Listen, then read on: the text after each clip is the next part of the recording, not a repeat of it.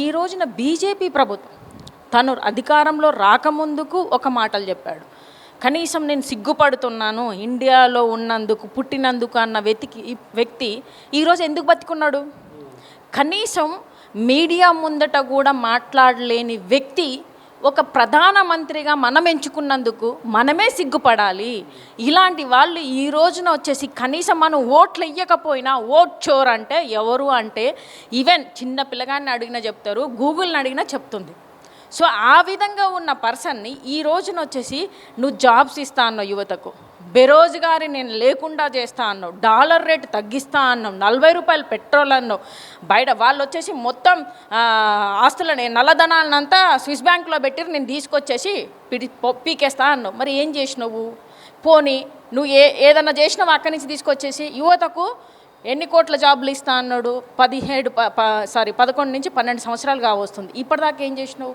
ఈ రోజున నేను అంటే ముసలోళ్ళు అంటే తప్పుగా అనుకోవద్దు, ఎందుకంటే మన వాడుక భాషలో ముసలోళ్ళకి వచ్చేసి పెన్షన్ ఇస్తున్నాం.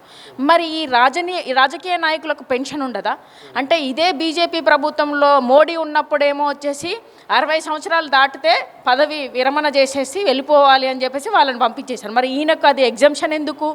మోడీ ఏం చేసిండని చెప్పేసి దేశ ప్రజలకు ఏం చేశాడు అంటే ఉద్యోగాలు ఇచ్చాడా, లేకపోతే వచ్చేసి జీడిపిని తగ్గించాడా, లేకపోతే డాలర్ రేటుని తగ్గించాడా? ఈ రోజున వచ్చేసి అంటే ఎంతసేపటికి రేషన్ బియ్యం ఇస్తే సరిపోతుందా? రేషన్ బియ్యం అంటే మీరు ఇంట్లో కూర్చొని తినండి, రేషన్ బియ్యం ఇస్తాము అంటే మొత్తాన్ని దేశాన్ని భ్రష్టు పట్టిస్తాము, పేద దేశంగా చేస్తాము అని చెప్పినావా? నువ్వు ఏం చెప్పినావు? నువ్వు ఏం చేస్తున్నావు? ఈరోజు కాక్రోచ్ అనే దాంట్లో వచ్చేసి ఇప్పుడు 60 సంవత్సరాలు ఉన్న అతనే జడ్జిగా వచ్చేసి అడుగుసని అంటే ఈ కాక్రోచ్ జనతా పార్టీ అనే దాంట్లో సిద్ధాంతాలు ఏం తీసుకొచ్చింది?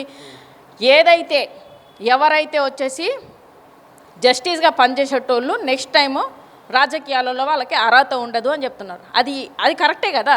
ఎందుకంటే ఈ రోజున వచ్చేసి నీ ఇష్టానికి వాళ్ళకి తగ్గట్టుగా ఈరోజు బీజేపీ ప్రభుత్వం ఈడీ సిబిఐలు కనీసం చట్టాన్ని కూడా చేతిలో పెట్టుకొని చుట్టంలాగా ఈరోజు వాళ్ళకి తగ్గట్టుగా వచ్చేసి జస్టిస్లు ఇస్తే నీకు రేపొద్దున సభలలో వచ్చేసి పిలిచి పిల్లనిచ్చినట్టుగా అధికారాన్ని ఇస్తున్నారు. వీటి కోసం మనకు వచ్చే ఈ రాజ్యం కోసం, ఈ దేశం కోసం ఓట్లు వేసినావా?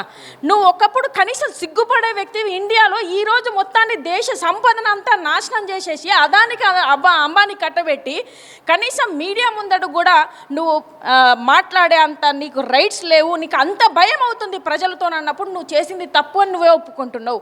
కనీసం బయట దేశాలలో పోయినప్పుడు ఏంటిది కానీ ఇట్లా హగ్ చేసుకోవడానికి ఇలా పోతున్నాడు, ఏం బీకేసినావు అని చెప్పేసి అక్కడ దాకా పోయినామని చెప్పేసి ప్రజలు నీకు డైరెక్ట్గా అడిగితే ఎక్కడ వచ్చేసి మళ్ళీ ఈ ఐటీ సెల్ను ఉపయోగించుకొని వాళ్ళ మీద అటాకులు చేస్తారు, దేశద్రోహులు అంటారని ఇప్పటిదాకా మాట్లాడలే.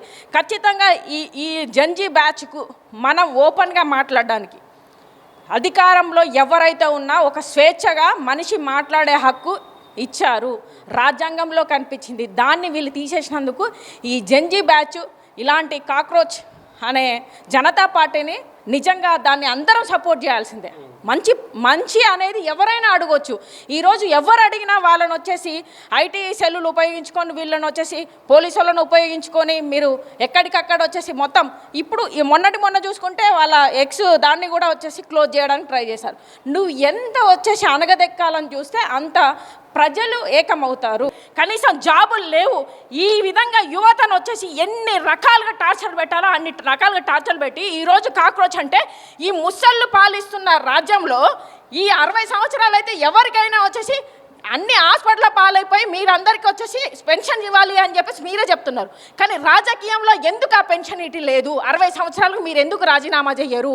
మీకేదో పెద్ద ఏమంటారు అనుభవం ఉంటుంది, అనుభవంతో చేస్తారు అంటే ఇదా నువ్వు చేసింది? చాయ్ వాలా ఏం చేసిండు? ఈ రోజున దేశాన్ని నమ్మేసిన జోలు పట్టుకొని పోతా అన్నాడు.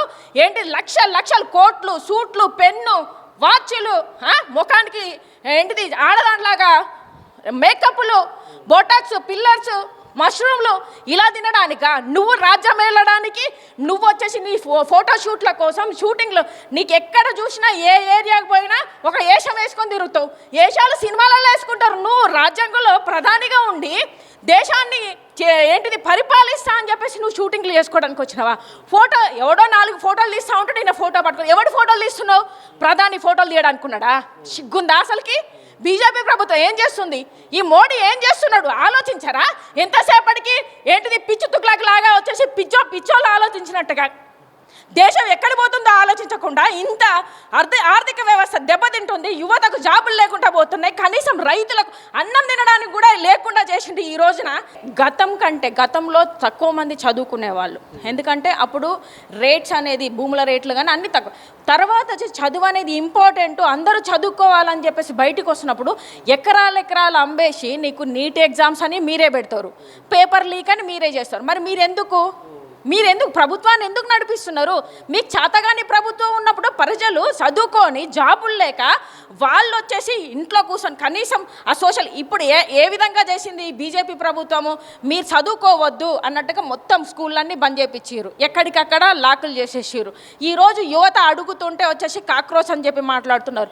మరి యువత ఏం చేయాలి? చదువుకున్నవాడు ఏం చేయాలి? ఈ రోజున వచ్చేసి కనీసం ట్యాక్సీ నడుపుకుందామంటే ట్యాక్సీలు వేస్తున్నారు. మరి ఏం చేయమంటారు వాళ్ళను? అంటే ఈయనలాగా వచ్చేసి బజ్జీలు అమ్ముకొని బతకాలన్నా కూడా దానికి కూడా ఆయిల్ రేట్లు పెరిగిపోయినాయి కదా. ఈరోజు డీజిల్ రేట్లు పెరిగిపోయినాయి, పెట్రోల్ రేట్లు పెరిగిపోయినాయి, ఆయిల్ రేట్స్ పెరిగిపోయినాయి, నిత్యావసరం ప్రతి దానికి లింక్ అప్ ఉన్నాయి. మరి ఏం చేసినావు నువ్వు? ఈ విధంగా యువతను కనీసం వచ్చేసి రోజు వాళ్ళకు బ్రతకడానికి లేకుండానే మొత్తానికి వాళ్ళను నాశనం చేసి పెట్టేసినావు. నీట్ ఎగ్జామ్ రాసినప్పుడు ఇప్పుడు ఇన్ని రకాలుగా 1 year వాళ్ళు కష్టపడి రాస్తే నువ్వు లీక్ అని చెప్పేసి అంటే నువ్వే అసలుకి దేనికి చేతగాను అని చెప్పేసి చెప్తున్నప్పటికి కూడా నువ్వు వినకుండా వచ్చేసి బయట దేశాల పోయి నేను ఏదో పీకేస్తున్నా అని చెప్పేసి అంటే ఏం లాభము? ఏది బూట్లు దూడడానికి పోతున్నావా? ఆయన షేక్ బూట్లు దూడడానికి పోయి ప్రజలకు ఏం చూపెడుతున్నావు? చాక్లెట్లు కొనడం చూపెడుతున్నావా?